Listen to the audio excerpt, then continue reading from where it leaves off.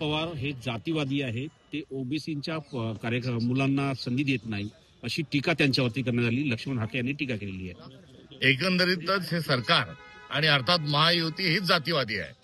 यांना आपसात एकमेकांना लढवण्यामध्ये स्वारस्य आहे आणि टाळूवरचं लोणी खाणारी एक जी म्हण आपल्या महाराष्ट्रात प्रचलित आहे, अगदी हुबेहूब त्याच पद्धतीनं हे तिन्ही पक्ष त्या ठिकाणी कार्यरत आहे.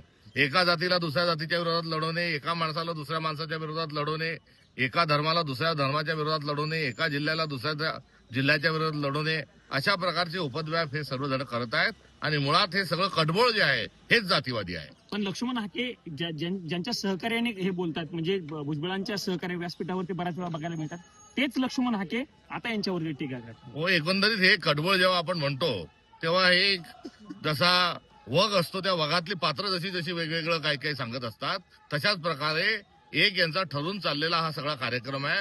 मुळात महाराष्ट्राच्या मूळ समस्यांकडे, महाराष्ट्राच्या सौहार्दाकडे, सद्भावनाकडे यांना दुर्लक्ष करायचंय आणि यांना भ्रष्टाचार करायचा आहे. त्याकरता असे नसते खटाटोप हे सदैव चालवत असतात. लक्ष्मण हाकेंना ह्यांचीच फूस आहे असं म्हणायचं का महायुतीचे?